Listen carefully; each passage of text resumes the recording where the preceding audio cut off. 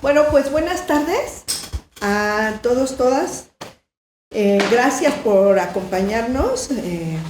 Se enfrió la tarde y dan ganas más bien de enchamarrarse en su casa, pero qué bueno que se animaron a acompañarnos.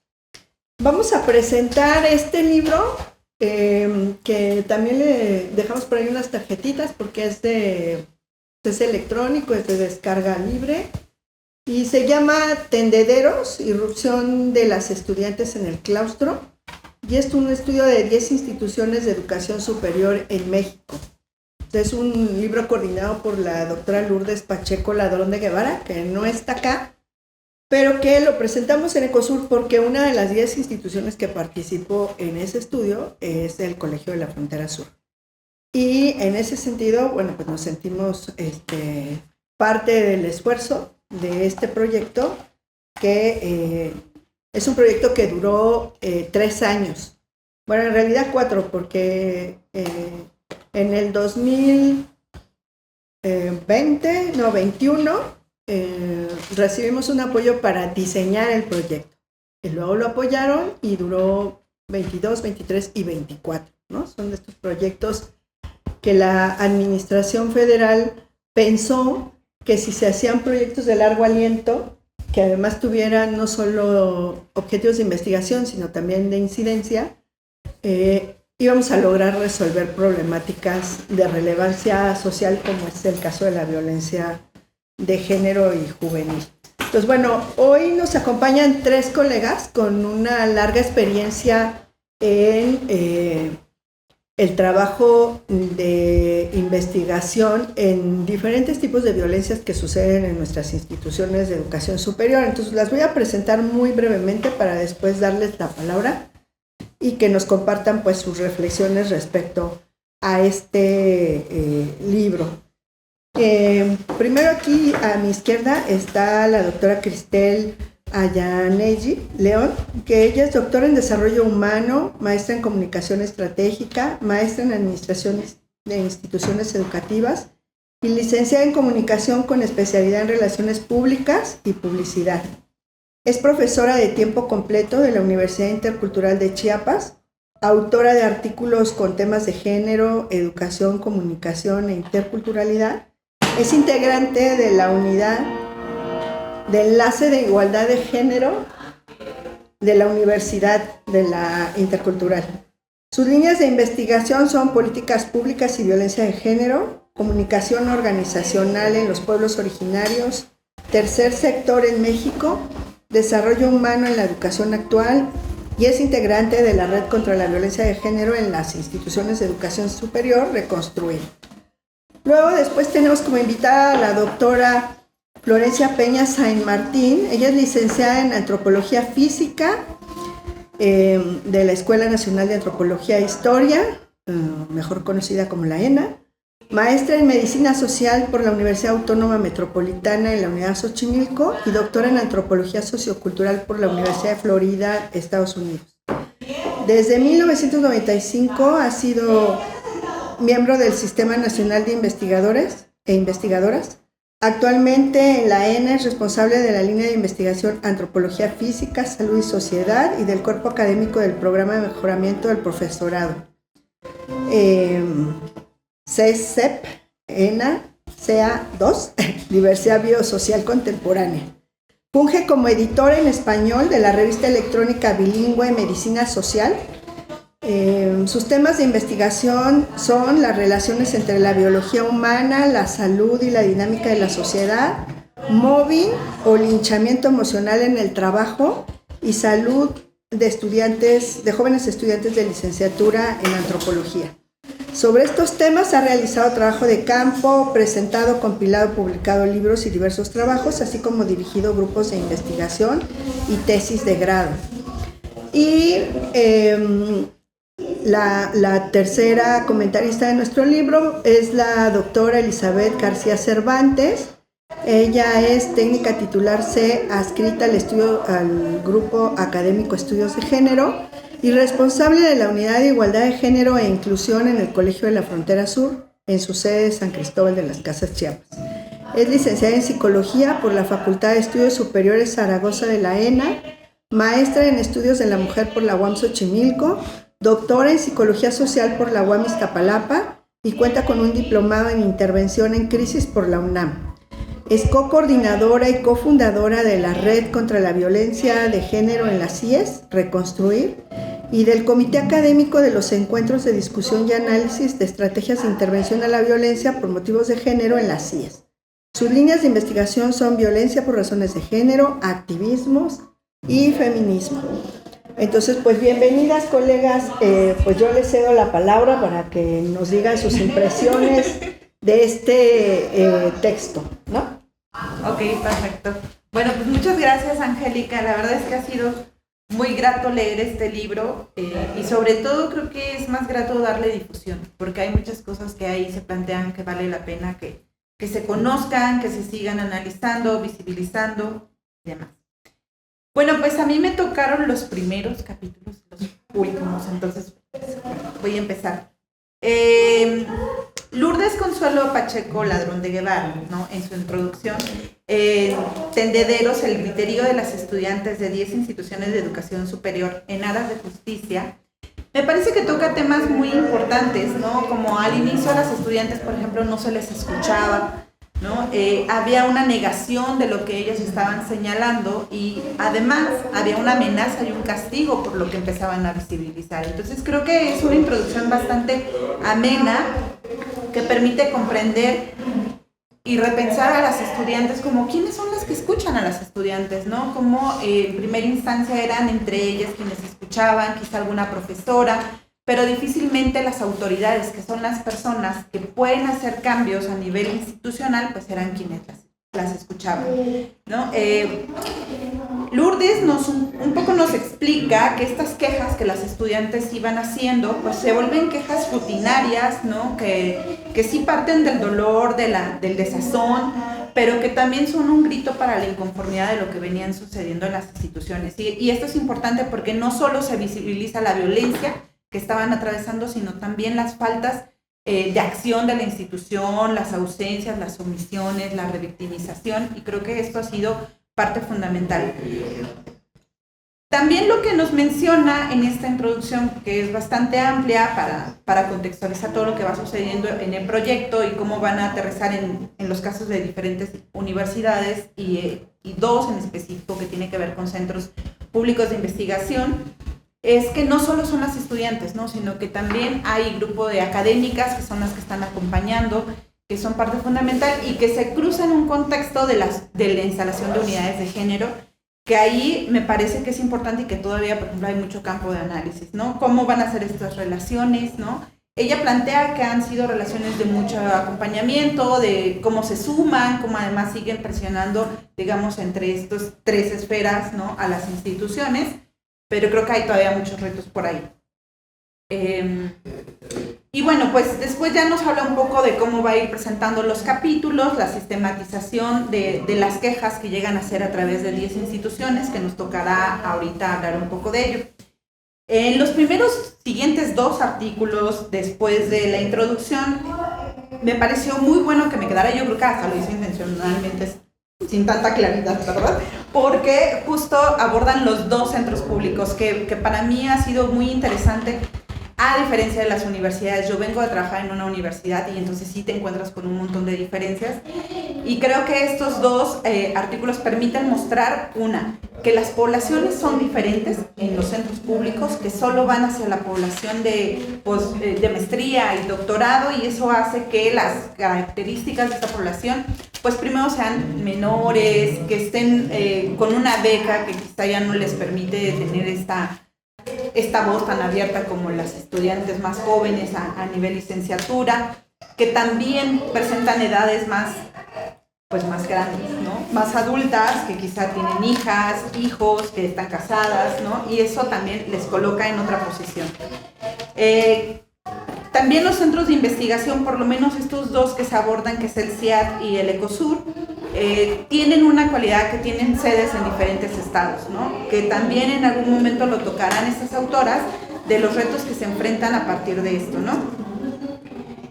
También me parece que algo que comparten estos dos artículos es la población al interior, no solo la estudiantil, sino la administrativa y la académica, porque al ser pocos y pocas, pues empiezan a conocer, es más difícil los procesos de atención y de quienes van a participar en todo esto de los comités de ética, que además, como son parte de la Administración Pública Federal, entonces se rigen bajo estos lineamientos y tienen comités de ética y tienen personas consejeras o personas asesoras, ¿no? Entonces, en general, creo que estos dos artículos van a presentar eso.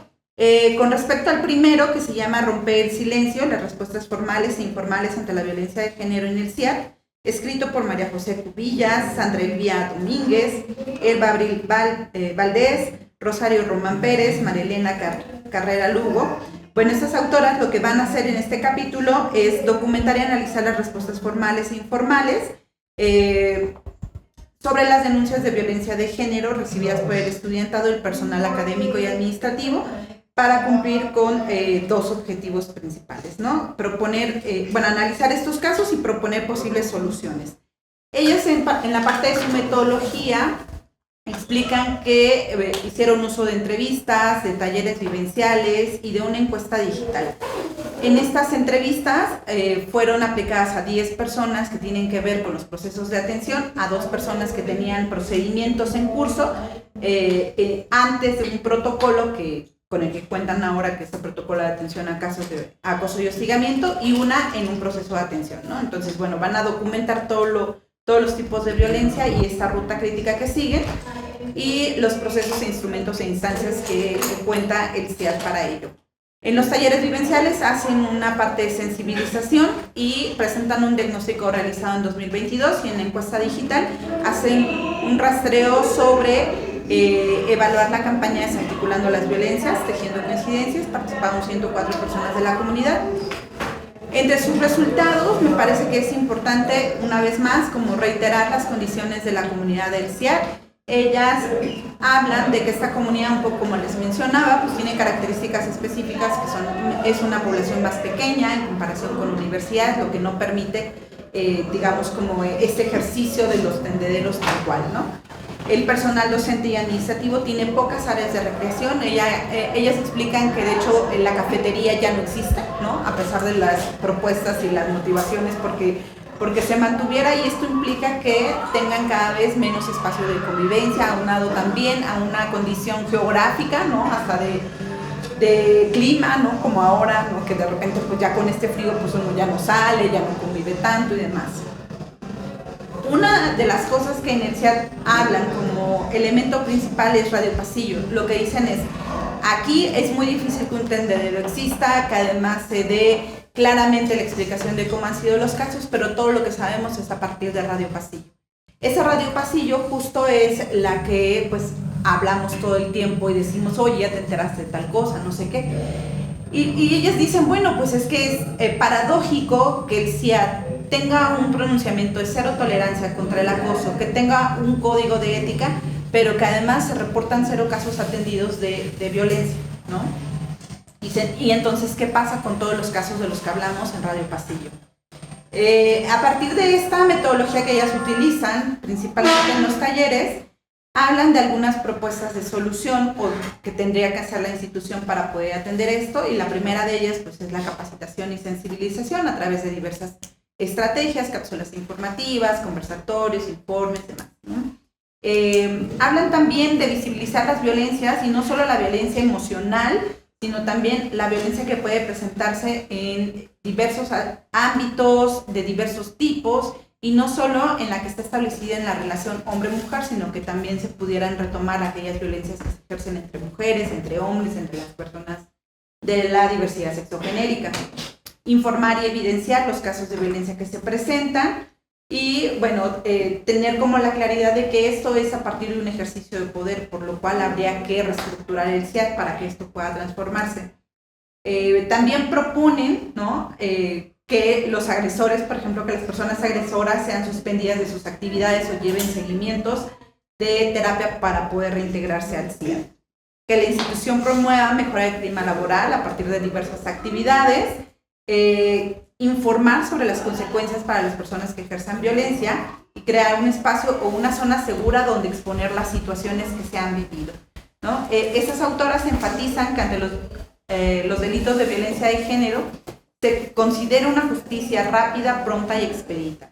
Esto me parece que es algo que va a estar cruzando en las diversas instituciones. Y bueno, hay un apartado en su capítulo que dice, bueno, ¿por qué no hay tendederos en el CIAP, ¿no? Ellas lo que dicen es que no se ha podido presentar justo por las condiciones de la comunidad estudiantil, por los tiempos y espacios restringidos para la comunidad académica y administrativa. Además, hacen mención de que justo las personas que participan en los procesos de atención, pues conocen, ¿no? Ya sea la persona en situación de violencia o la persona agresora, lo cual impacta, ¿no?, en la toma de decisiones, que hay omisiones importantes relativas a la reparación del daño, que el comité de ética, por ejemplo, solo tiene atribuciones para recomendación y no para sanción, ¿no? Entonces, que entre esas cosas son, digamos, los obstáculos que se enfrentan. Bueno, en general, esa podría decir que esa es como, para mí, las cosas que más me llamaron la atención del primer documento presentado acerca del CIAP.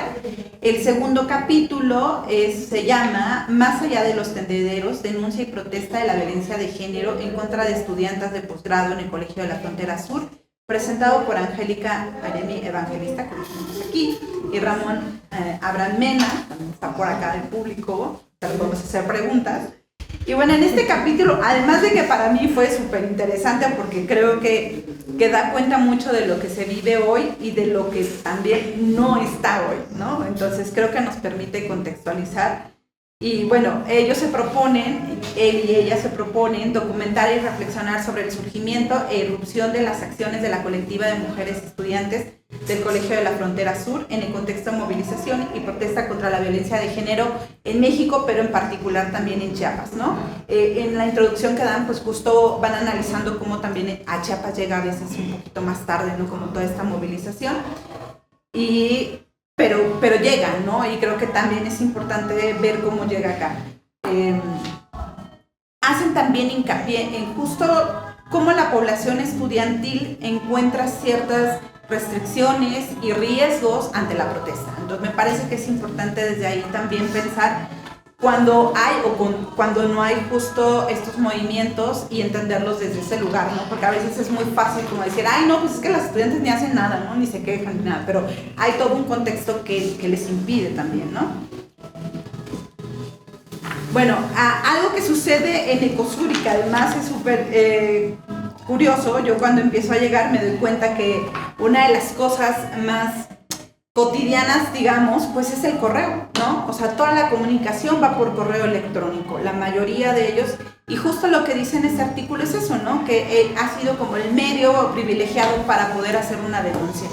Mencionan una primera denuncia que se hizo en diciembre de 2017 por un acoso docente que fue difundido por un estudiante como acto final antes de renunciar a la maestría.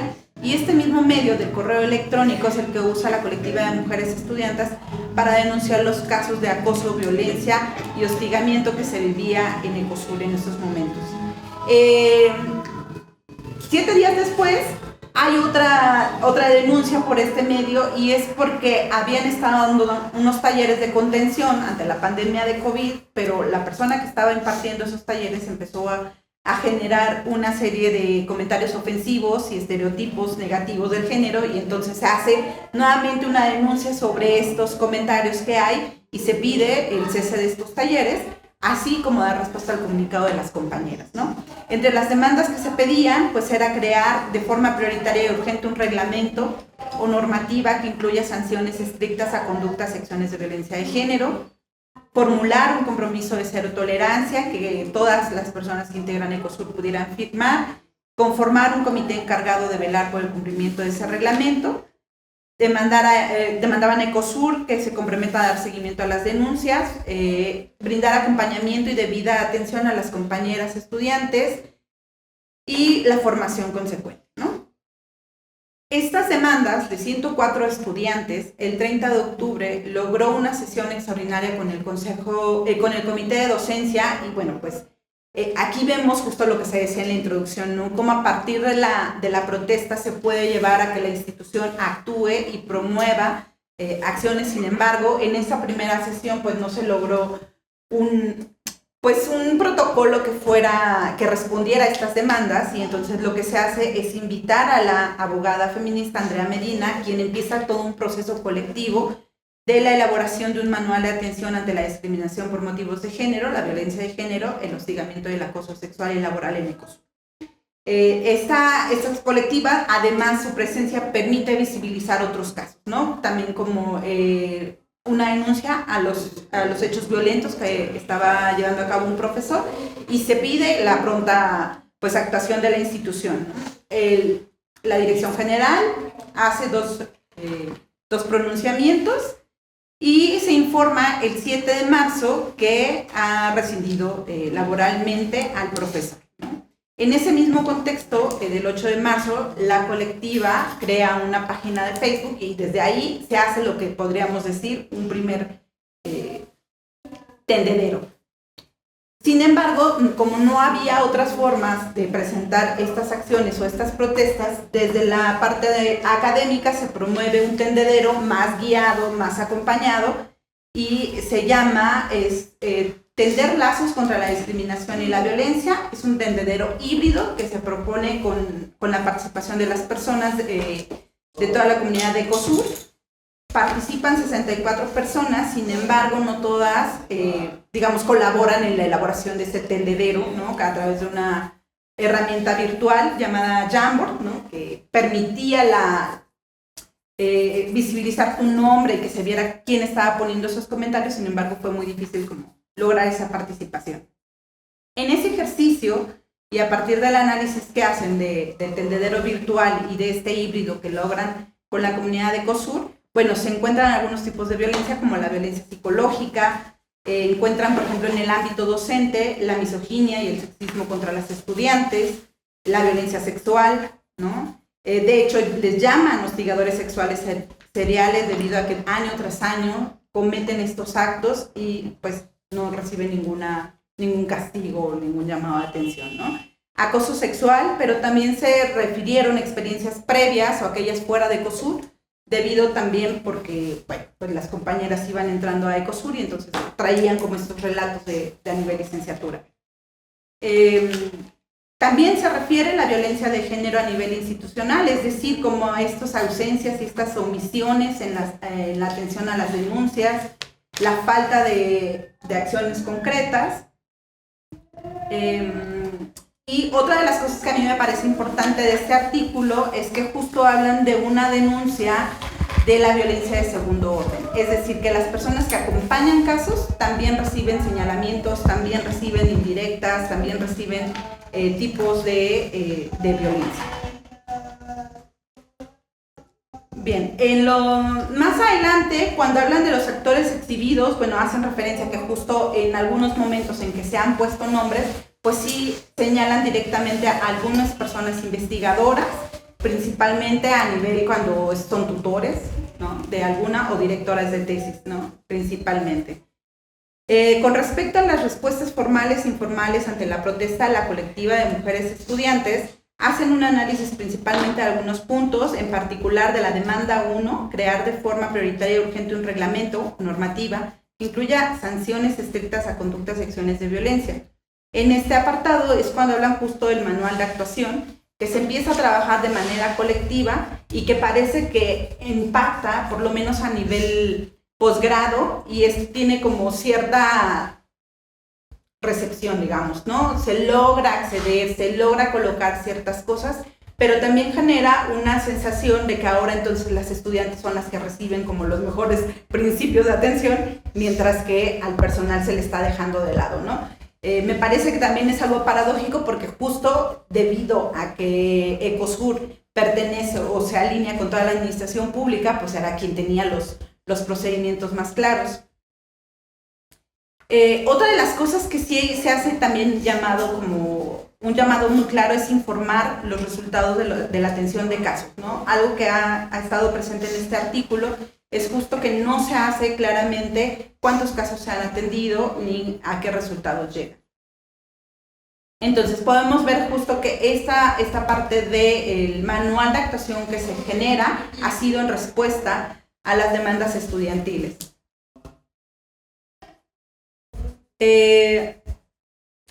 Con respecto, por ejemplo, a la capacitación, a mí me parece interesante cómo la capacitación con la que contaba el COSUR era la formación de igualdad de género que se refería a través de CONAPRED, de Mujeres, de CNDH y de ONU Mujeres, ¿no? Y que justo una de las cosas que también se empieza a generar y a promover es que sea desde COSUR que se generen estos procesos de contención, de capacitación, de sensibilización, que me parece que también permite que desde la propia institución pues se acompañe, digamos, con mayor claridad, porque pues si bien Mujeres tiene elementos, no está especificada o no es especializada en casos ni de universidades, ni mucho menos de centros públicos, ¿no?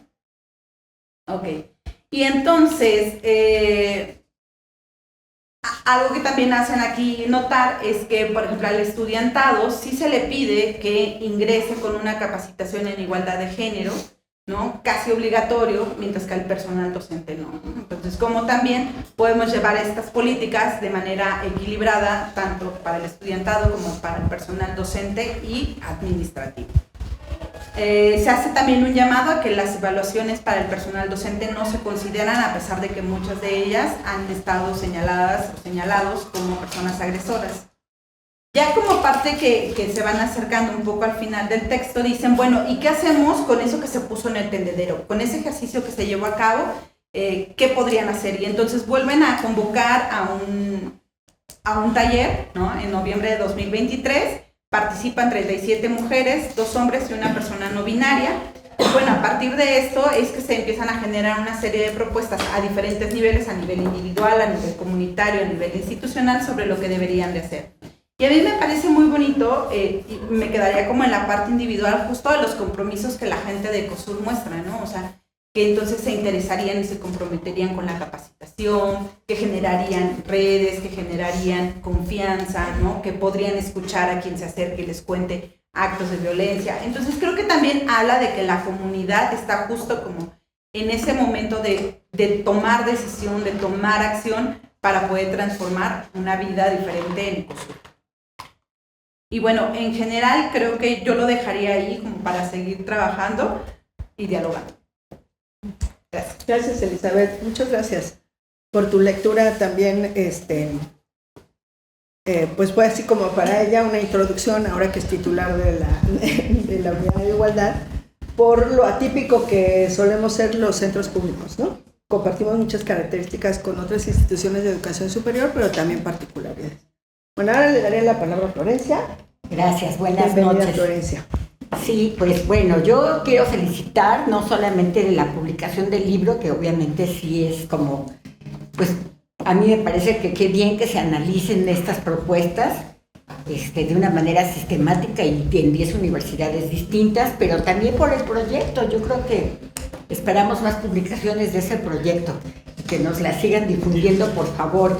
Y por supuesto agradecimiento también pues por haberme invitado a compartir esto con ustedes. Yo seguí una estrategia un poco distinta porque pues me parece que lo principal es invitar al público a que lea el libro. Entonces quiero que queden motivados para leerlo sin que yo les platique tanto el contenido. Espero que funcione. No estoy tan segura.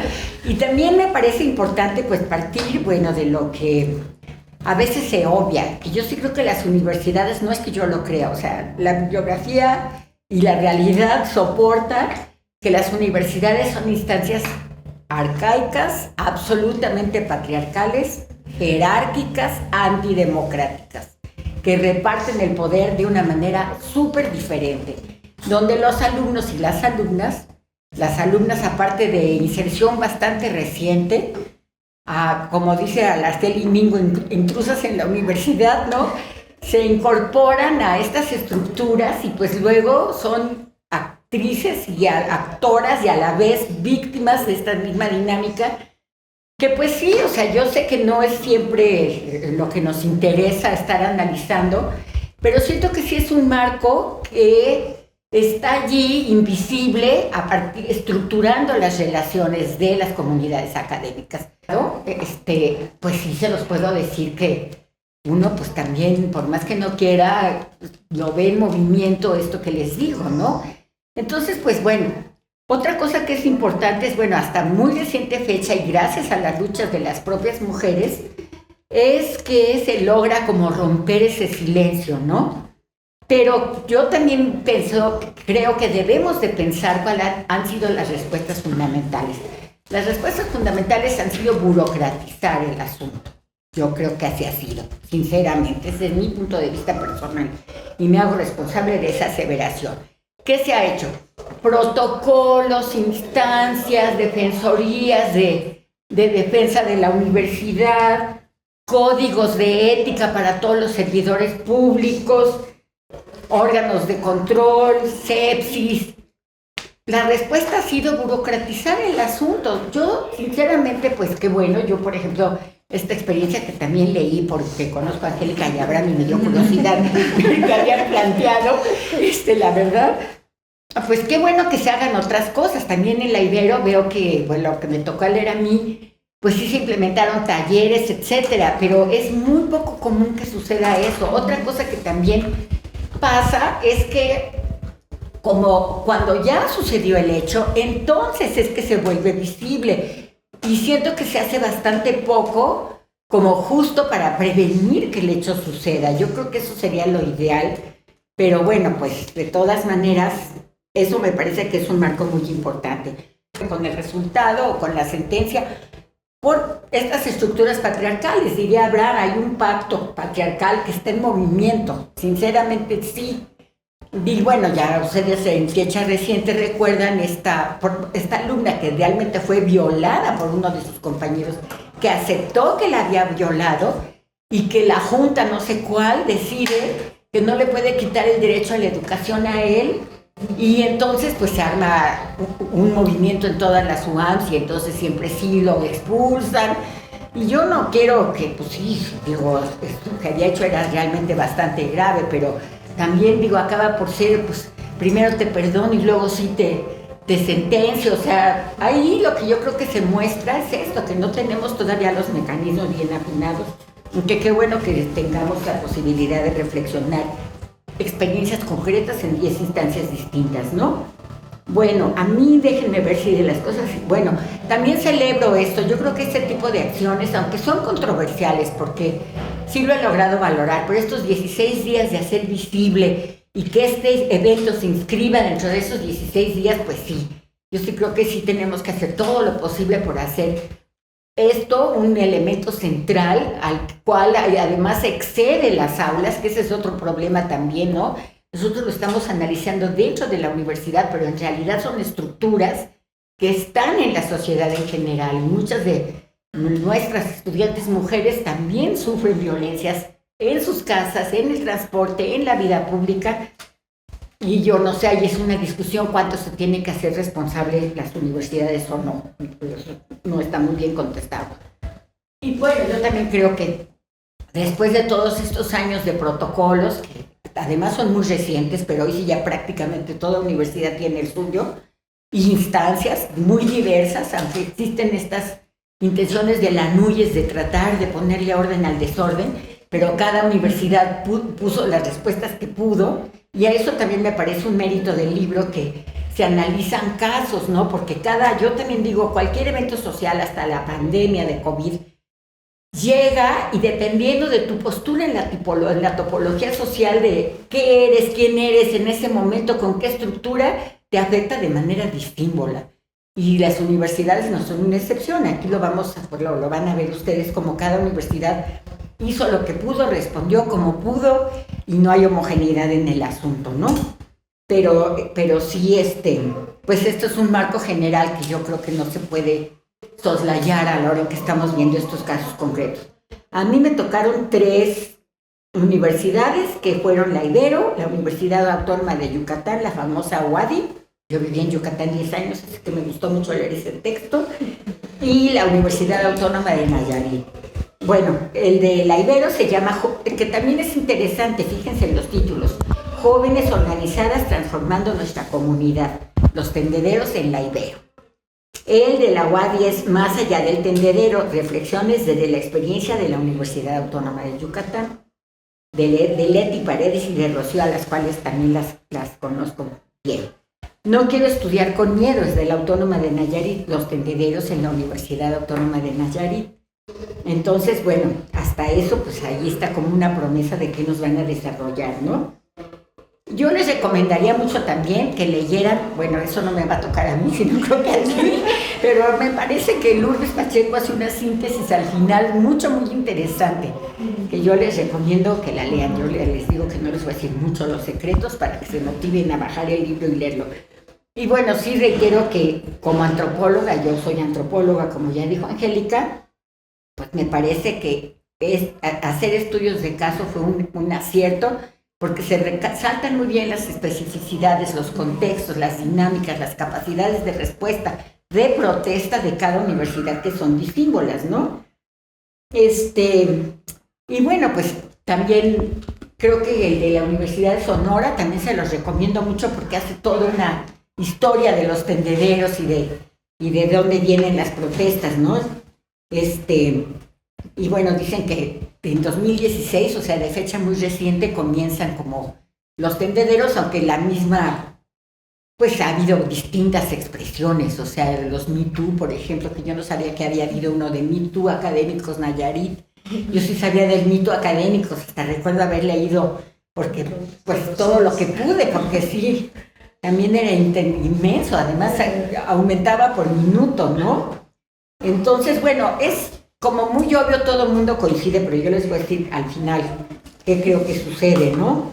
Porque dicen que, bueno, pues estas protestas, obvio, que pretenden, ¿no? Hacer visible el problema, hacer sensibles a las comunidades, dar poder a las mujeres, ¿no? Que siempre estamos por allí invisibilizadas a veces, aunque gritemos mucho, hasta de gritona se nos acusa. Incidir en un cambio en la cultura, que me parecería fundamental, pero yo, como les digo, creo que es en lo que menos se incide. Presionar para que se tomen acciones, porque también yo lo he visto en la ENA, o sea, una vez llegó ahí el bloque negro, tomó la escuela 3 días, la pintarrajeó toda, y por supuesto, después de eso había la catarsis.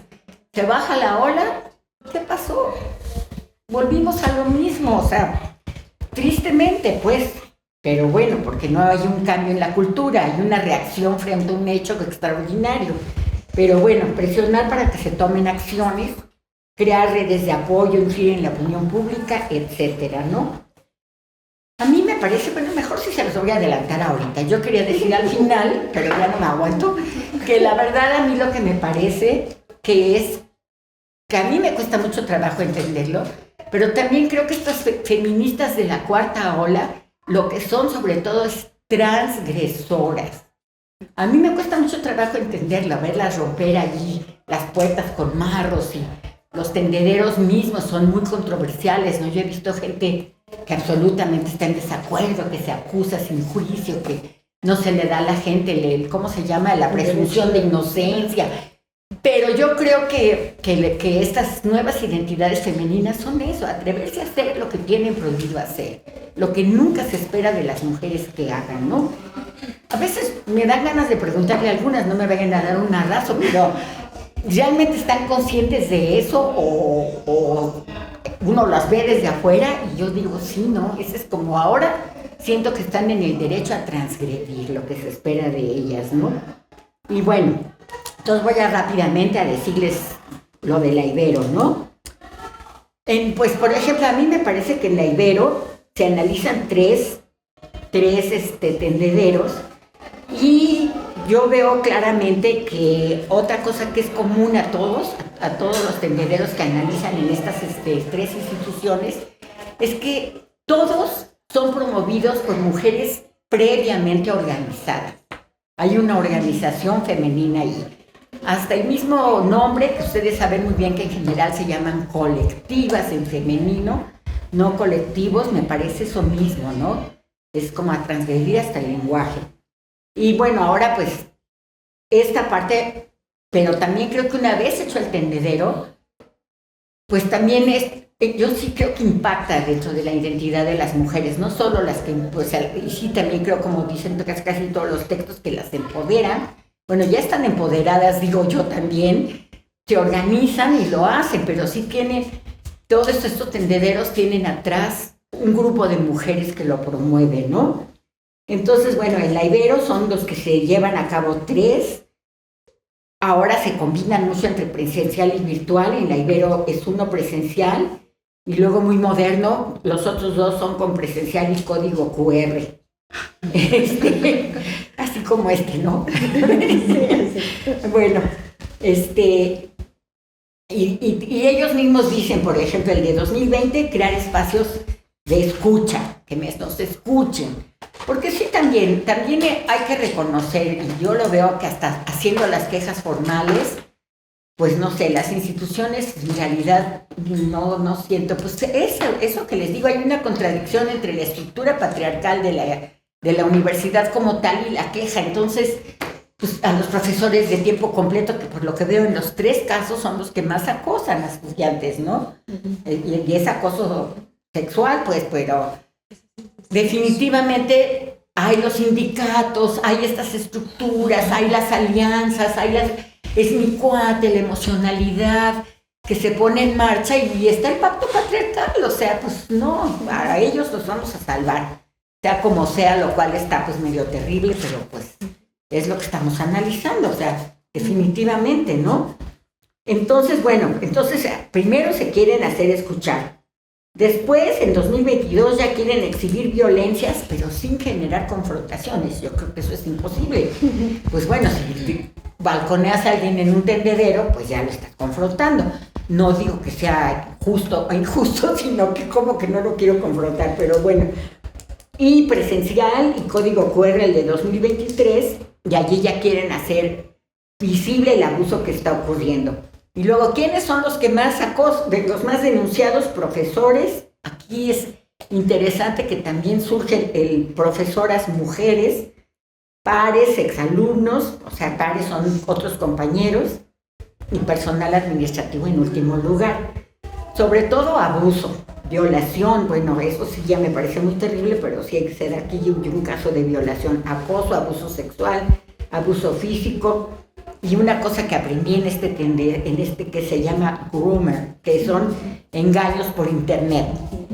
Eso no me gusta. Este lenguaje de la violencia está lleno de anglicismos. Yo creo que hacer un diccionario de equivalencias en español, porque hace mucha falta, ¿no? Y abuso psicológico. Y bueno, aquí, por ejemplo, sí hay respuestas formales. A mí me parece que son las más importantes, porque bueno, ¿cómo impacta? ¿Qué respuesta tiene la institución? Y la Ibero, la verdad, yo me imagino, y no les quiero quitar méritos, que conste, pues que también resolver el problema, pues ellos están en un dilema, porque les cobran colegiaturas altísimas a las y los alumnos, y que anden sufriendo violencia dentro de la institución, pues debe ser así como que tienen que resolverlo rápido como una de las motivaciones, porque es una institución privada. Además jesuita, que también yo creo que juega su papel, eso no está analizado, eso lo digo yo. Entonces, bueno, pero allí sí, pues luego hacen un plan de formación permanente. A mí me parece que en las instituciones de educación superior, pues ahí tenemos a los alumnos, yo creo que sí tendríamos que tener talleres perpetuos, hasta obligatorios, y como yo les dije un día que en la escuela de antropología estábamos discutiendo estas cosas, no hay que poner talleres a los alumnos. Pues si los que más acosan son los profesores, pues yo creo que serían los primeros que tienen que ir a tomar esos talleres, ¿no? Pero bueno, entonces ellos sí hacen un plan permanente, ¿no? Luego tratan de adquirir competencias en materia de género, hacen hasta instrumentos diagnósticos en la Ibero. Yo también creo que eso se podría hacer, así como anualmente un violentómetro de a ver qué está pasando, porque, pues no sé, la escuela de antropología, yo lo he dicho en la escuela muchas veces, no sé si todas las instituciones, pero parten mucho del yo creo, ¿no? Es muy impresionista, casi no se tienen cifras, tendencias, y bueno, pues yo no sé si Anuyes tenga pues más información sobre esto, pero me da la impresión de que de que así es como era. Por eso se me hace incluso el mérito de haber sistematizado académicamente, digamos, a los tendederos, sin duda es lo que se tiene que hacer, porque pues del yo creo es el puro impresionismo, ¿no? Entonces, bueno, ellos sí van a poner instrumentos, van a poner clases y talleres y van a revisar y cambiar el protocolo para prevenir y atender la violencia de género. También cómo presentar una queja. Yo creo que sí, no es nada sencillo. No es nada sencillo presentar una queja y luego sí creo que se necesita, ese es ya mi punto de vista personal. Yo creo que más que otra cosa es como darle acompañamiento y seguimiento acompañado a la persona que denuncia, porque las represalias también suceden, o sea, no nos hagamos ahora sí que tarugos, ¿no? Entonces, bueno, y también van a hacer modificaciones al comité de género, pero tienen un comité de género. La UAD es un caso que me súper admiró, porque, bueno, allí le dan a las violencias de género, le dan el mismo tratamiento jurídico-administrativo que a cualquier otra irregularidad. Hablan de delito, a cualquier otro delito. Bueno, fíjense nada más, de 2018 a 2023 se montaron en distintas, porque la UADI es muy grande, 29 tendederos, 10 virtuales, 1 mixto y 18 presenciales en diferentes facultades. El primero en 2018 en la Facultad de Ciencias Antropológicas, de ahí di clases yo, así que me dije, wow. Uno solo en la Facultad de Medicina no fue organizado por algún colectivo, lo que yo les digo, todos los demás están. De nuevo, los profesores aparecen en primer lugar, los pares, los compañeros también están en segundo, personal administrativo y otros, así dice, ¿no? Y las violencias pues siempre son en general sexuales, psicológicas, físicas, y aquí tienen una categoría que se llama sin clasificar. Pero lo más, imagínense, 29 tendederos, y no hubo respuestas administrativas, no hubo respuestas formales. En cambio, sí recibieron represalias, amenazas, represión y represalias a docentes, indiferencia, ridiculización y críticas a las mujeres que participaron en los tendederos. Ahora sí que, si se acaba el mundo me voy a Yucatán, ya lo estoy pensando, la verdad, porque estuvo muy raro. Digo, algo está pasando allí en la UADI, pero lo tiene que reflexionar la propia UADI. Ojalá le llegue al rector, a Judy Ortega, que ahora es la secretaria de Salud del Estado, que le hagan llegar el libro. Ella pues, también tiene sensibilidad de violencia de género. Bueno, y la Universidad Autónoma de Nayarit, las quejas sobre abusos, bueno, las quejas sobre el tema que los tendederos que se canalizan a través de la Secretaría General, o sea, a través de las autoridades. A mí no me parece realmente incorrecto. Yo sí he pensado muchas veces, ustedes a las que les toca, porque luego se hacen instancias paralelas que facilitan que las autoridades se laven las manos. Y se las mandan, y esas instancias paralelas casi siempre están constituidas por pares. Y entonces, pues se ocasionan conflictos de otra naturaleza. Yo creo que eso, en cierta forma, sí se debe de evitar, porque luego esos conflictos no se resuelven rápido, se generan odios, amores, ¿no? Se toxifica la dinámica institucional. Entonces, pero bueno, definitivamente. Entonces allí este texto analiza 5 tendederos y que también la universidad como la UAD y otras universidades estatales tienen muchas sedes. Entonces, bueno, en 2020 en Tepic, la unidad académica de médicas, por ejemplo, ¿no? Y también en un hospital. Luego en 2021 otra vez se hace en Tepic, en 2022 se hace en Apaponte, y en 2023 en la Unidad de Ciencias Sociales de nuevo en Tepic, y en 2023 otro más en la universidad, en la Unidad Académica de Medicina.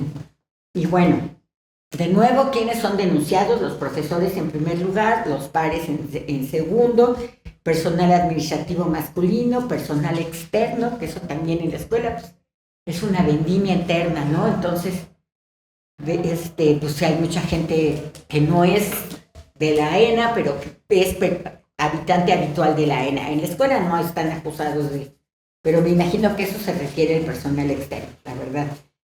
la pareja y la familia que se aparecen, cosa que yo también creo que, bueno, de analizar estos tendederos y de leer estos artículos, pues a lo mejor en estos diagnósticos que, por ejemplo, la Ibero, estos que yo propondría que se hicieran más o menos periódicos, a lo mejor sería bueno explorar, ¿no? Cómo está justamente a las agresiones extra aula, porque pues sí, o sea, yo no creo que uno deja allí su identidad y entras te purificas antes de entrar al aula, o sea, la vida es bastante más dinámica y creo que sí se tendría que, si te vas a ser responsable con el asunto, me parecería que sería importante averiguar quién está siendo sujeto de violencias graves, ¿no?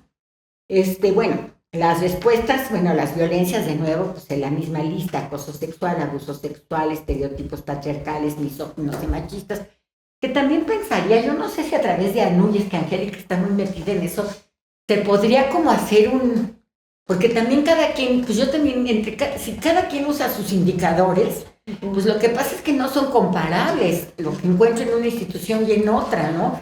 Sí creo que tendría que hacerse el esfuerzo, pero bueno, aquí por ejemplo se habla de estereotipos misóginos que no se hablan en las otras dos universidades que me tocó.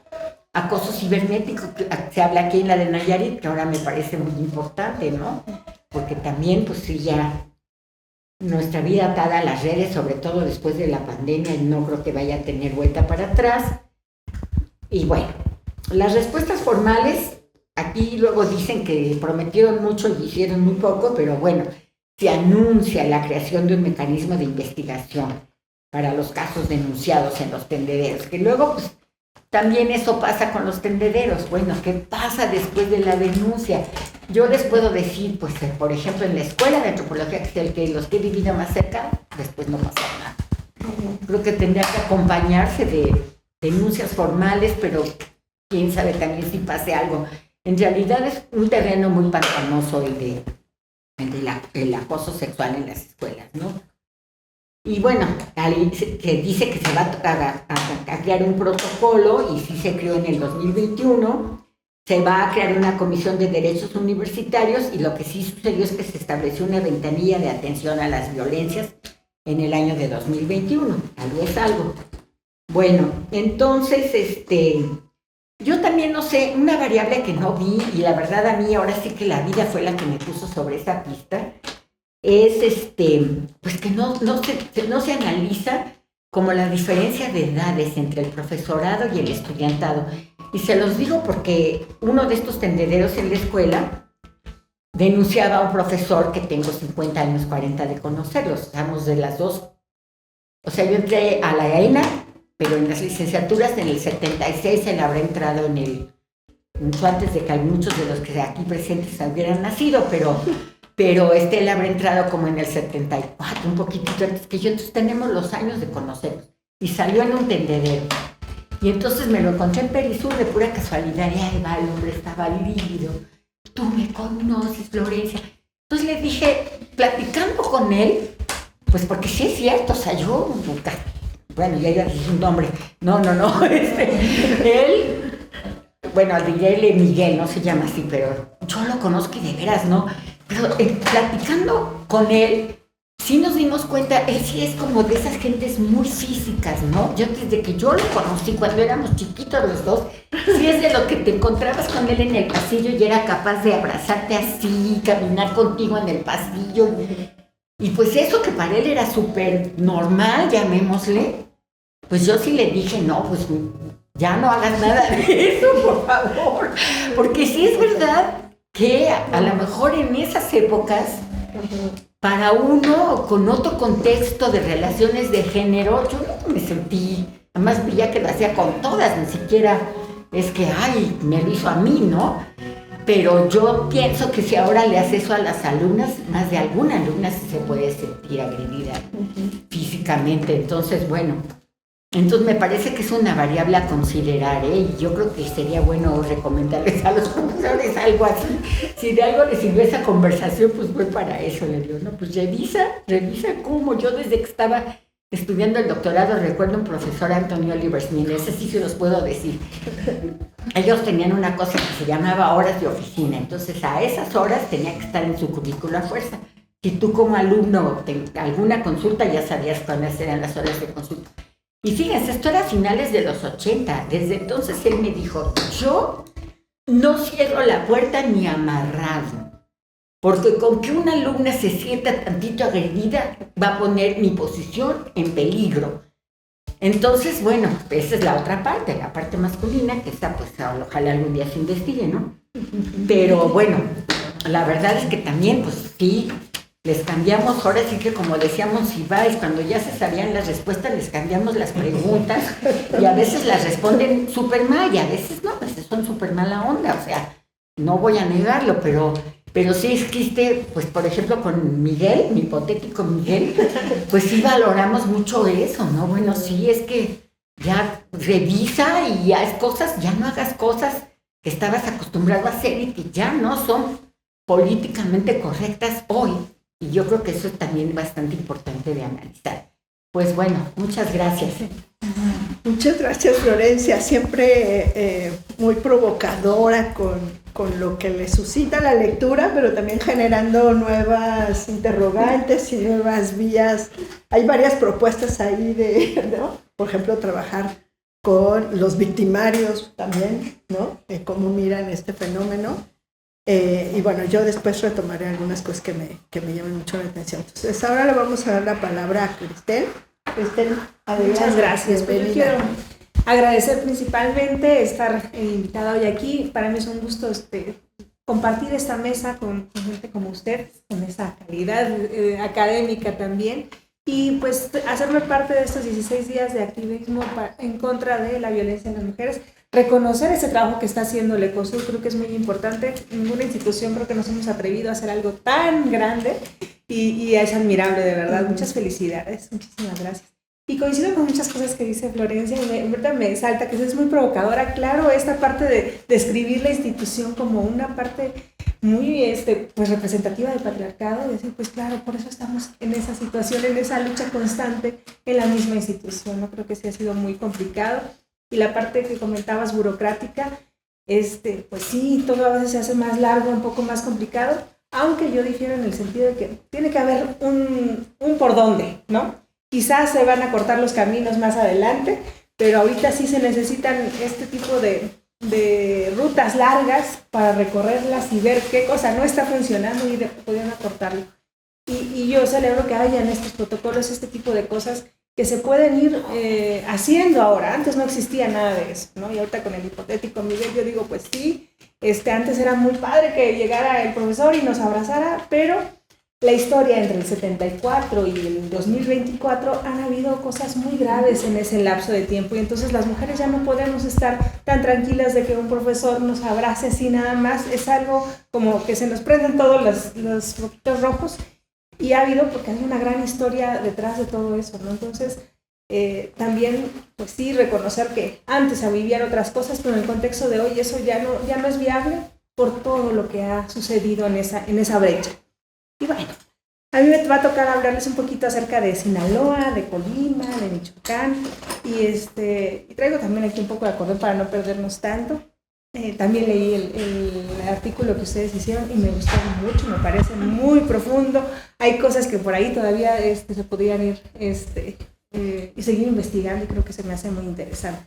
Yo les voy a hablar también un poquito acerca de los textos que me tocaron describir para invitarles a que puedan ustedes continuar con la lectura. Precisamente esa es la idea, ¿no? La participación de ustedes. Entonces, hay un capítulo que se llama Instituciones de Educación Superior al Descubierto, evidenciando las violencias de género en la Universidad Autónoma de Sinaloa. Este texto es escrito por Beatriz Eugenia Rodríguez Pérez, Olga Beatriz García Rodríguez, Lidia Guadalupe Ojeda Esquerra y Sania Eliseth Moreno.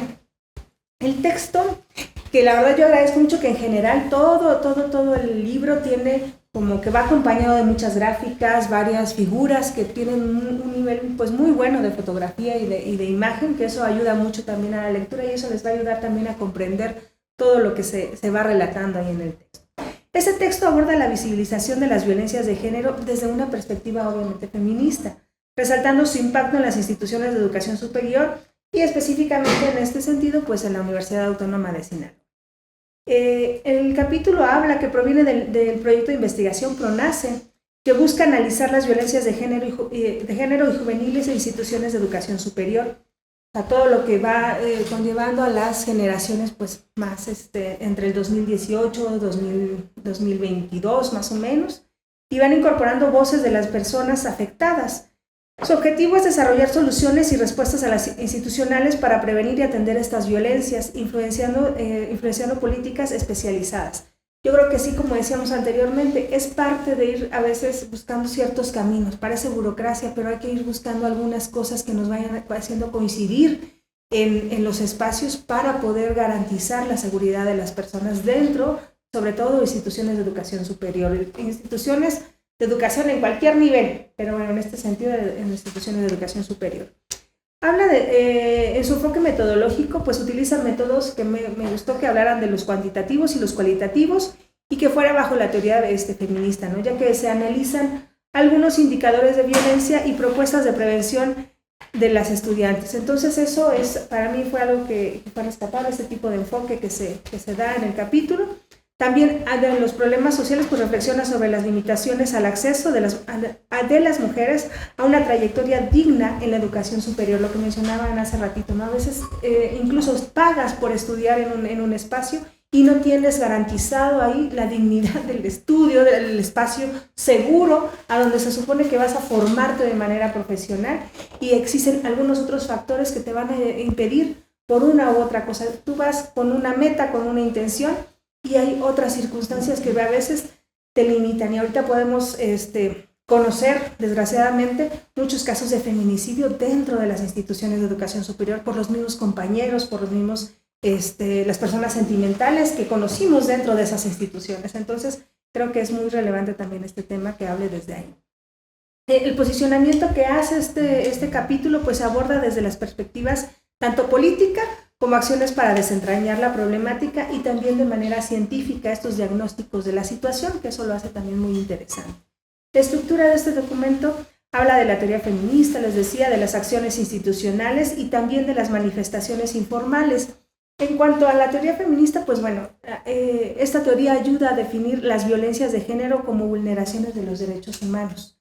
Eso es una parte importante, y luego de repente dice un grupo de personas, bueno, ¿y por qué lo feminista? Ahorita, ¿por qué la parte feminista es la que hay que hacer caso? Porque a veces, o en muchas ocasiones, a las mujeres no nos han tomado que tenemos derechos humanos, y claro que tenemos derechos humanos, y son vulnerados en gran parte de nuestra vida cotidiana, ¿no? Entonces eso también es rescatable en este texto. Las acciones institucionales describen iniciativas de la Universidad Autónoma de Sinaloa para prevenir y sancionar las violencias de género. Dentro de las manifestaciones informales, pues analiza estos tendederos realizados por las universidades en el 2020 y 2023, mostrando narrativas de sus vivencias y propuestas de acción. Yo creo que este documento es importante porque busca garantizar esos espacios seguros para las mujeres en el ámbito universitario, y también fomentar el diálogo sobre la violencia de género en la educación. El texto habla, por ejemplo, desde varias aristas. En caso del feminismo y las violencias de género, pues ha sido crucial para reconocer y visibilizar la discriminación y las violaciones de los derechos humanos, como mencioné anteriormente, hacia las mujeres en los diversos ámbitos, incluyendo la educación superior. Desde los años 90 se han realizado investigaciones que analizan las violencias de las instituciones, pero nada más se veían como por fuera, ¿no? Sí, ¿qué pasa? Pero no se había hecho un estudio como a profundidad y como estudios de caso, que ahorita en este libro de Tendederos creo que es fuerte mencionar instituciones relevantes en cada uno de los estados que se está hablando, ¿no? Entonces son como íconos, como lugares en donde dicen, ¿cómo es posible que siendo una institución con tanto prestigio existan este tipo de cosas o estén sucediendo este tipo de cosas? En cuanto a la conceptualización de las violencias, por ejemplo, mediante la lectura, pues se refuerza que han identificado diferentes tipos de violencia contra las mujeres, como tal vez ya muchos conocemos el tipo de violencia, ¿no? Con la psicológica, la física, la sexual, la económica, entre muchas otras, y la legislación local internacional, como la CEDAW y la Convención de Belém do Pará, proporciona un marco para abordar estas violencias. O sea, nos habla un poco de qué cosas sí ya existe, qué hay para poderse pues, tomar de ahí y seguir adelante y decir, bueno, esto no me puede pasar, y aquí hay un documento que dice que me ampara como o tal o cual cosa, ¿no? Él describe mucho la situación en Sinaloa, según la encuesta nacional sobre la dinámica de las relaciones en los hogares en el año 2021, un alto porcentaje de mujeres en Sinaloa ha experimentado algún tipo de violencia. La violencia física y psicológica son las más reportadas en el ámbito escolar. Y creo que esas antes eran las más silenciosas, pero creo que se pueden ahora visibilizar. La violencia psicológica, antes no se podía decir, es que me violentó. Bueno, ¿y dónde están las marcas? ¿No? Es que hay cosas muy fuertes que te puede dejar una persona con las palabras, la manipulación que te pueden hacer, ¿no? Desgraciadamente yo he conocido gente con violencia psicológica que no saben que eso tiene un nombre y que creen que es algo normal. Bueno, es que como es mi pareja, pues tiene derecho a hacer esto. Es que como es mi pareja y yo cometí el error de contarle cosas de cuando era yo pequeña, ahora pues obviamente tiene razón, ¿no? Mi familia, la gente que me rodea pues no me quiere por esto y esto. Entonces, esas violencias psicológicas ahora afortunadamente ya están pues tratadas como un delito también, y eso es importante que la gente lo sepa, lo conozca y puedan hacer las denuncias que correspondan y no se tengan miedo de, no van a decir que estoy loca. O sea, ¿cómo voy a decir que, porque me dijo que no valgo nada, eso va a pasar algo? Claro que pasa, ¿no?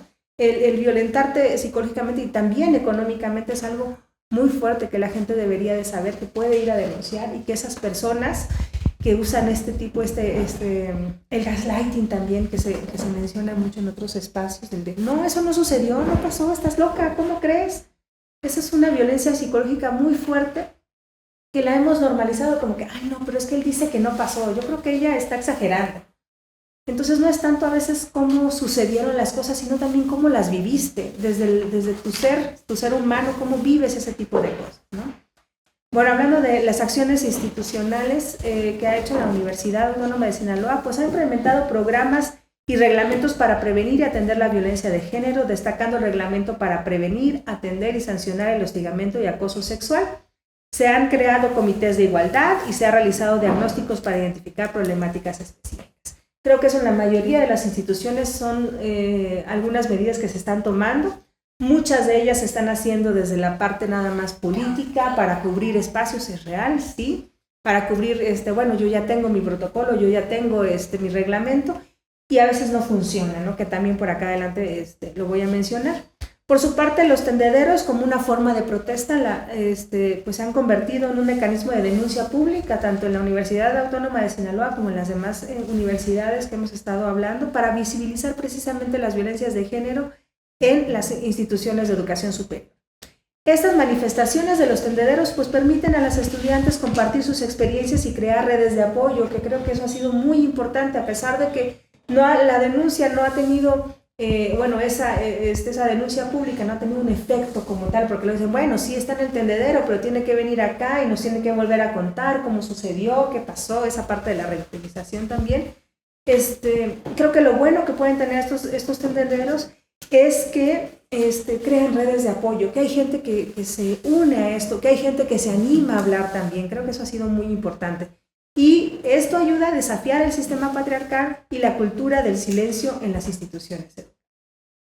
También el texto analiza el impacto y la respuesta institucional y dice que las respuestas de las instituciones ante las denuncias siguen siendo un tema de debate. O sea, no sabemos si lo están haciendo bien o mal todavía, o lo están haciendo como muy largo, ¿no? Muy burocrático todavía, con demandas de un mejor tratamiento sobre las quejas y un compromiso real con la protección de los derechos de las mujeres. En general, el texto resalta la necesidad de seguir investigando y fortaleciendo a las políticas institucionales para garantizar un ambiente seguro y libre de violencias institucionales de educación superior. Al menos esta parte en Sinaloa sabe y entiende que se tiene que seguir trabajando con estas investigaciones y que hagan eco, que se haga algo más allá. También hablamos de Tlaxcala, que es una universidad que ya está más aquí al centro del país, y el título del capítulo es Susurros que estallan, los tendederos contra el acoso y la violencia de la Universidad Autónoma de Tlaxcala como acto performativo de denuncia. Este texto está escrito por Olivia Araceli Aguilar Hernández, Adriana Celis Vandala y Adriana Aguilar Gutiérrez. En general, este texto aborda la violencia de género en la Universidad Autónoma de Tlaxcala, destacando el impacto del activismo feminista y las estrategias de denuncia como son los tendederos. Como ya habíamos mencionado antes, pues esas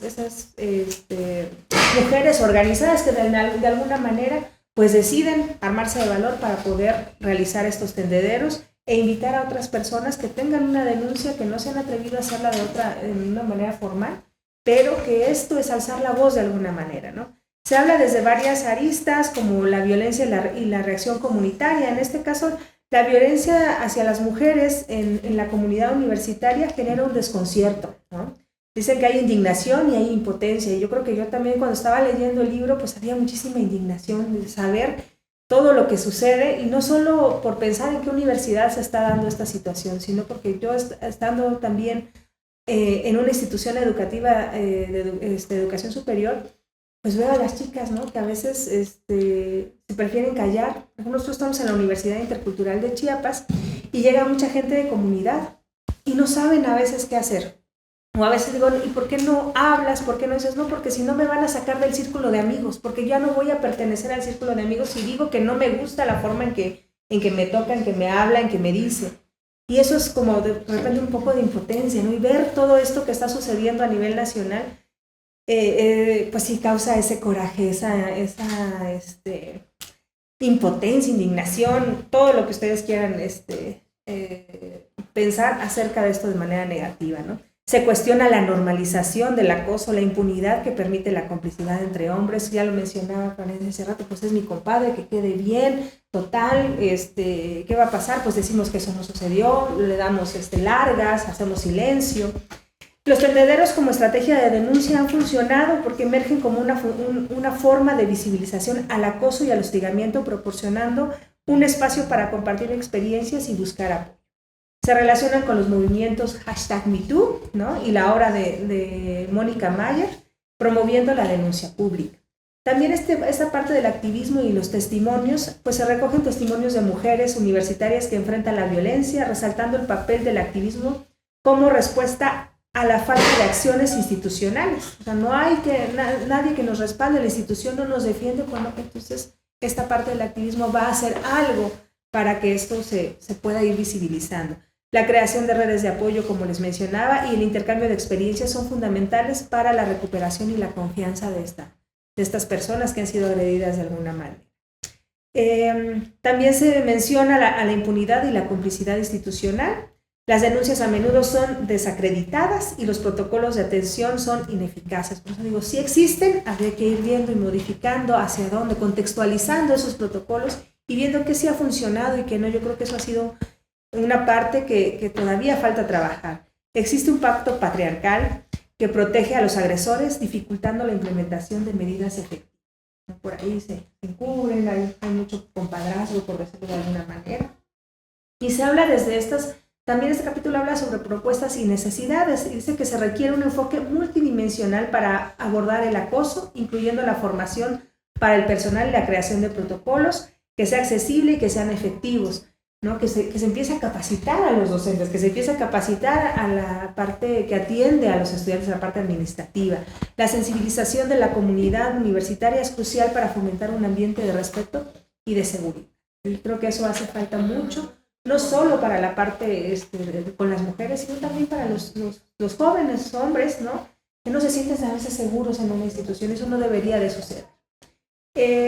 Bueno, quiero cumplir en el texto de Tlaxcala, que pues dice que se han establecido normativas y protocolos, la falta de implementación y la cultura de la impunidad continúan perpetuando la violencia de género y que es necesario promover una cultura de denuncia y garantizar la protección de las víctimas a través de medidas efectivas y compromiso institucional real. Y cuando hablo de compromiso institucional real, yo creo que es esta parte que platicábamos hace un momento, no solo de quienes están al frente del lugar, sino que sea un compromiso, esté quien esté al frente, sean quienes sean las personas, que esto continúe y que se vaya garantizando esta seguridad sin importar quién está al frente y quiénes salgan en el tendedero o no, sino estar todo el tiempo viendo por el bien, no solo de estudiantes, sino también de las personas que laboran ahí en esto.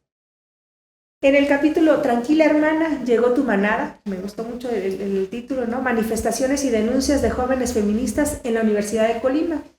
Este capítulo fue escrito por Carla Kral, Angélica Rubí Angélica Rubí Gómez Aro, Antonio Gómez Nashiki, Sí. Bueno, este trabajo presenta un estudio de violencia de género en la Universidad de Colima en el marco del proyecto Desarticulando la violencia juvenil y de género en instituciones de educación superior. El capítulo se enfoca en las formas de denuncia de los tipos de violencia señalados por estudiantes y colectivas feministas entre 2019 y 2023. Habla también de este contexto y activismo, mencionando que las jóvenes que han emergido como voces críticas en las instituciones de educación superior, pues han demandado la erradicación de la violencia feminicida. Lamentablemente hemos tenido que llegar a hacer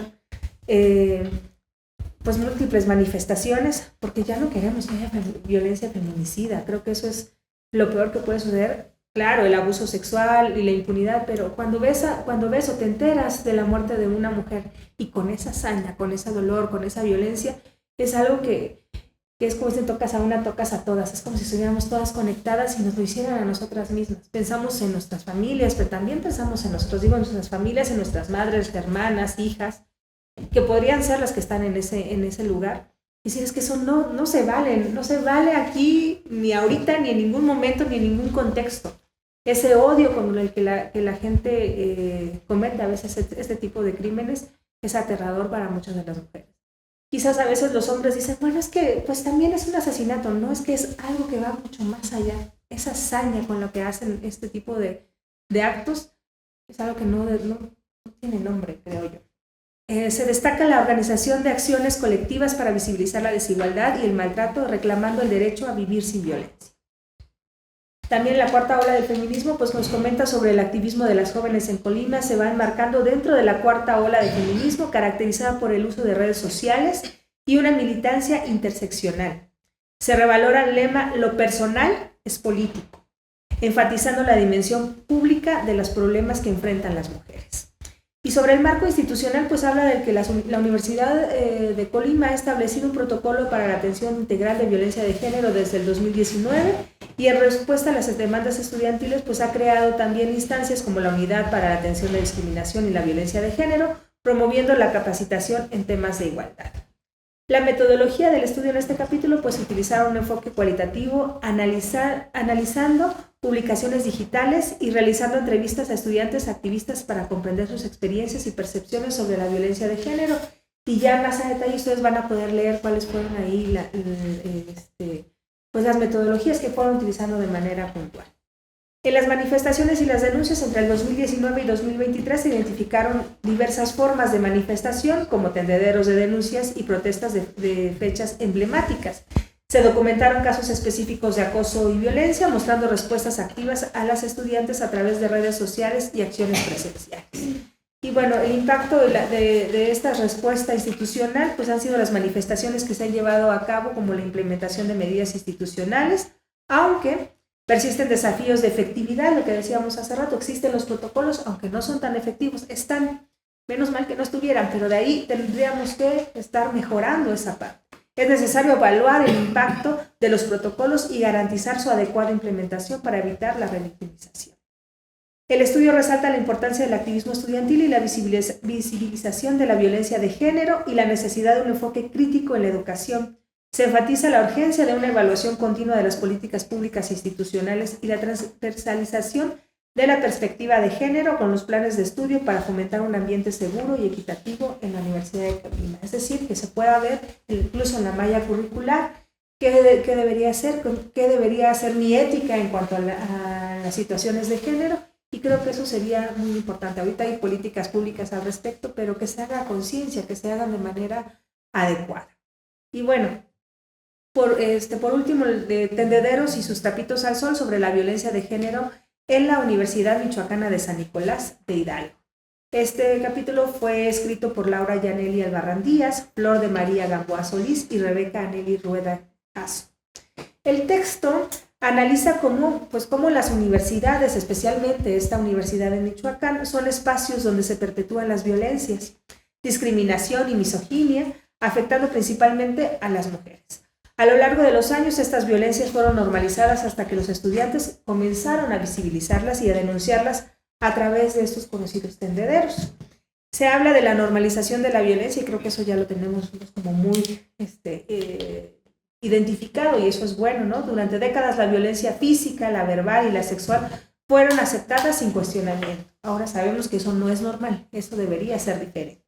Las violencias sutiles como las emocionales y las simbólicas siguen siendo difíciles de reconocer y de denunciar, pero es importante que vayamos haciendo estos ejercicios, de decir, a mí me está sucediendo, a mí me pasó, ahora yo me siento de tal manera. La emergencia de los tendederos, por ejemplo, desde el 2018, este movimiento de El Tendedero surgió en la Universidad Michoacana de San Nicolás de Hidalgo como forma de protesta para exhibir nombres de agresores y relatos de acoso. Este mecanismo de denuncia se popularizó en el 2019 y se consolidó como una herramienta de resistencia feminista. Eso creo que es algo importante que rescata el texto. También los tendederos han transformado la percepción de la violencia de género, promoviendo un cambio institucional con la creación de nuevas áreas de atención de la violencia de género, han facilitado la creación de redes de apoyo y sororidad entre mujeres, haciendo del feminismo un tema central en el discurso universitario. En cuanto a los desafíos de la denuncia, bueno, las autoras comentan que a pesar de los avances, muchas mujeres aún enfrentan el miedo y la revictimización al intentar denunciar. Sobre todo esa gente que es la que nos va a tomar la declaración, muchas veces estas preguntas que hacen, ¿pero cómo iba usted vestido? Y entonces, ¿está usted segura que no provocó? O sea, ese tipo de cosas ya no deberían de existir dentro de las personas que van a recoger la denuncia que uno va a hacer, porque nos van como cuestionando y vamos dudando a veces en lo que se va a comentar. Las respuestas institucionales son frecuentemente inadecuadas, con protocolos que no se aplican de manera efectiva, pareciera que están simplemente para cubrir un requisito nada más, ¿no? Ha habido una evolución y adaptación. Por ejemplo, hablan en el texto de que la pandemia llevó a cabo un cambio en la dinámica, con un aumento del uso de redes sociales. Antes eran nada más los tendederos de manera física, ahora se utilizan las redes sociales para visibilizar los casos de acoso. Aunque en las redes también puede ser un espacio de revictimización, porque la gente a veces que comenta es como, a veces fuerte la forma, ¿no? Esos haters, ¿cómo les llaman ahora? Han permitido a las mujeres compartir sus experiencias y recibir apoyo. El texto destaca la importancia de un trabajo colectivo y la creatividad en la lucha contra la violencia de género, la necesidad que de las universidades asuman la responsabilidad en la protección y apoyo de las víctimas es crucial para fomentar un entorno seguro y equitativo. Y bueno, los tendederos representan una forma poderosa de resistencia y visibilización de las violencias de género en las universidades, a pesar de los desafíos persistentes de los que ya comentamos. Es importante que el activismo estudiantil haga un cambio significativo. Por ahí decía Eduardo Galeano una frase que es así como: pequeñas personas haciendo pequeñas cosas van a lograr un cambio grande. Y yo creo que eso es importante. A veces decimos, es que ¿qué va a pasar? Pues solo voy a hablar yo, o vamos a hacer un grupo de 5 personas, sean 3, 5, las que sean, siempre es importante porque va a haber un cambio. Si vemos cómo estábamos antes, nosotras defendiéndonos en el 2010 al 2024, pues ya hay muchas cosas que han cambiado y que sí han sido a favor. Hay cosas que decimos, bueno, sí, el feminismo va avanzando, se está avanzando en la protección de los derechos humanos de la mujer y vamos felices. Y de repente escuchamos, pues el feminicidio de esta persona, estilista, por ejemplo, que se escuchó muchas veces, es así como que, en lugar de hacernos para atrás, yo creo que es una parte de decir, pues no vamos a dar un paso para atrás en ningún momento, tenemos que seguir firmes en esta situación. Los tendederos representan una forma poderosa de resistencia y visibilización de las violencias de género en las universidades, en un ambiente de apoyo y solidaridad entre las mujeres. Yo creo que en general el libro de Tendederos, Irrupción de las estudiantes en el claustro, este estudio de las 10 instituciones de educación superior, pues presenta una fuerte reflexión sobre las violencias de género en diversas universidades, resaltando la importancia del activismo feminista y las estrategias de denuncia. Y creo que una estrategia que ha funcionado, de alguna manera a algunos les puede parecer buena, otros no, pues son esos tendederos y creo que ha sido importante mantenerlos. A través de una perspectiva crítica se exploran las dinámicas de poder que perpetúan la violencia y la impunidad en el ámbito educativo. Y yo creo que rescato aquí 2, 3 cositas, por ejemplo, cómo las instituciones de educación superior han sido espacios donde la violencia de género se normaliza y se oculta, y bueno, después decía, coincido con esta parte, claro, porque eso se replica el patriarcado, y entonces por eso es que tenemos esto. El activismo estudiantil, especialmente a través de los tendederos, ha permitido dar voz a las experiencias de las mujeres y desafiar los silencios cómplices, ¿no? Entonces muchas veces no nos atrevemos a hacer una denuncia, pero sí podemos hacer una denuncia en un papel. Aunque se han implementado protocolos y programas para abordar la violencia de género, su efectividad es cuestionada, las respuestas institucionales a menudo son insuficientes y la revictimizan a las denunciantes. La falta de compromiso real por parte de las universidades para garantizar la seguridad y el bienestar de las mujeres sigue siendo un desafío crítico. El movimiento feminista ha transformado la percepción de las violencias de género, promoviendo una cultura de denuncia y apoyo entre las estudiantes. Yo creo que eso es algo positivo. Y la creación de redes de sororidad y la utilización de plataformas digitales han ampliado el alcance de las denuncias, aunque también presentan riesgos de revictimización. Pero bueno, esta parte digital nos estamos moviendo un poco hacia allá y es importante también ir cubriendo estos espacios.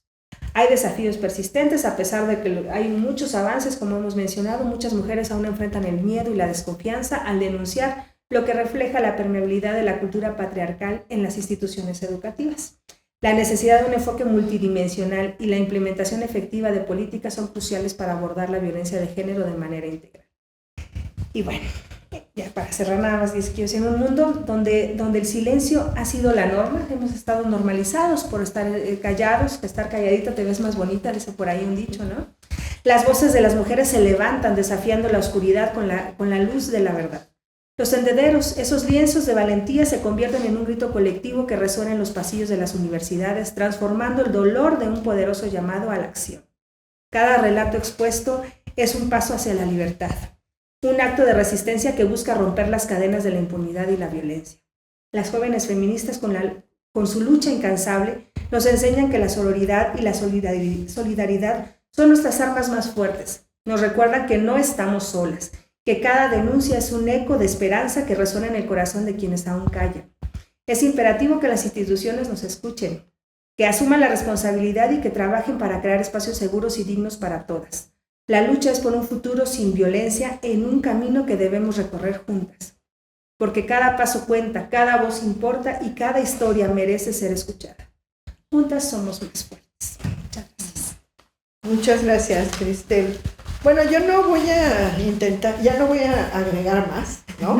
Ahí yo creo que coincidiría en que si bien las universidades tienen diferentes logros, coinciden en que las respuestas institucionales han sido bajo presión, ¿no? Bajo presión de cuando ya no pueden tapar el sol con un dedo, que así se llama otro texto de Araceli Mingo y Hortensia Moreno, ¿no? O creo que solo es de Araceli, ese de cómo tapar el sol con un dedo.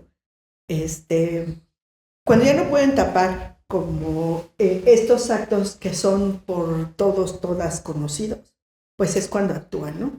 Y yo creo que recientemente hemos visto como algunas universidades, yo creo que estos ejercicios de sistematización lo que han permitido es revelar las insuficiencias también de la respuesta institucional, ¿no? Y bueno, por ejemplo, la UAM fue un ejemplo de cómo tuvo que hacer alto, o sea, tenían instrumentos, pero tuvo que hacer un alto, revisar el mecanismo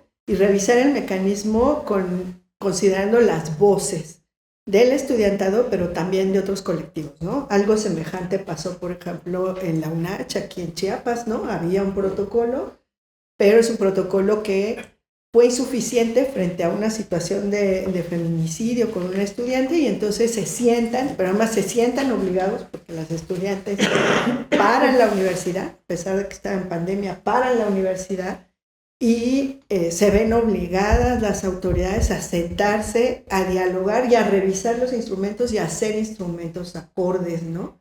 Que atiendan como a las diferentes voces que conforman las comunidades académicas, ¿no? Y eso es un trabajo que yo creo que se tiene que hacer en todas las instituciones, ¿no? Incluso se han dado cuenta que esa ola de creación de protocolos no consideró una cláusula de cuánto se tenía que revisar, por ejemplo, ¿no? Y entonces ya están apareciendo o empezaron a aparecer desde hace tiempo las cláusulas de revisemos, ¿no? Pero también yo creo que en algunas instituciones lo que ha faltado hay la irrupción de la movilización, pero luego no se le da seguimiento, ¿no?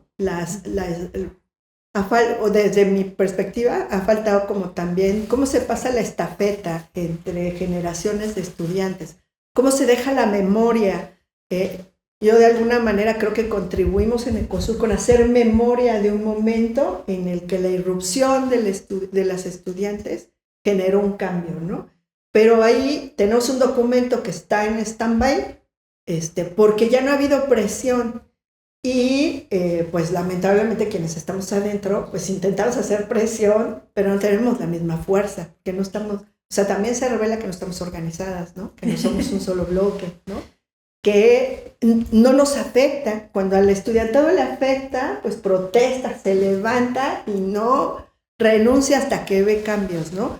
Pero en el caso, diríamos, pues de las académicas o del personal administrativo, pues a lo mejor podemos sobrevivir con ciertas conductas o las hemos normalizado, ya lo hicimos costumbre, ¿no?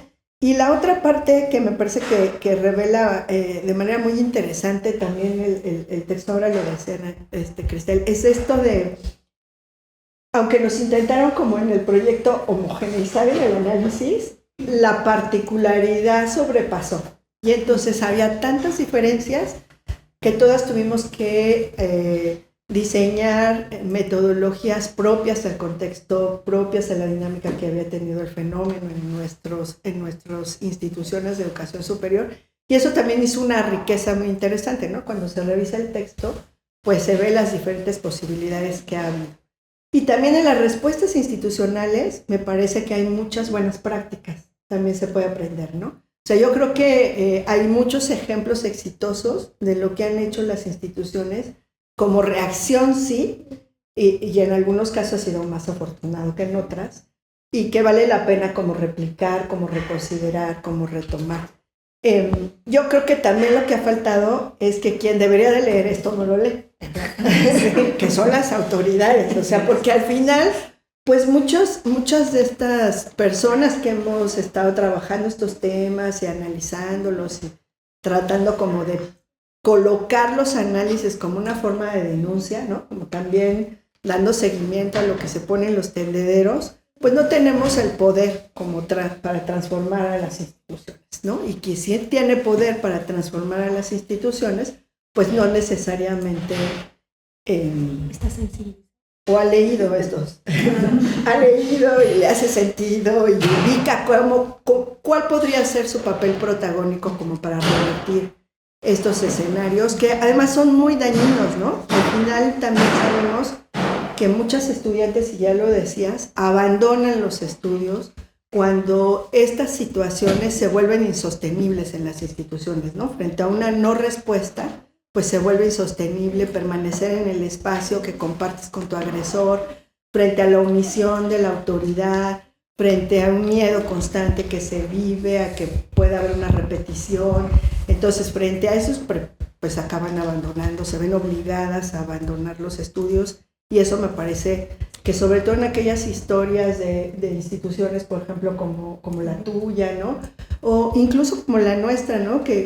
O como lo decía Florencia, ¿no? Que somos intrusas en la educación superior, pues no nos ha sido fácil llegar a ese lugar, ¿no? Y después de muchos obstáculos, de haber llegado hasta el nivel donde se llega, no sé, ya sea licenciatura o incluso educación de posgrado, encontrar ese obstáculo que te hace abandonar los estudios, me parece que es bastante injusto, ¿no? Y que hay una gran responsabilidad institucional y que algo no podríamos seguir siendo omisos o omisas frente a esa realidad que sigue presente, ¿no? O sea, cada vez quizás con menos cinismo, pero que está presente.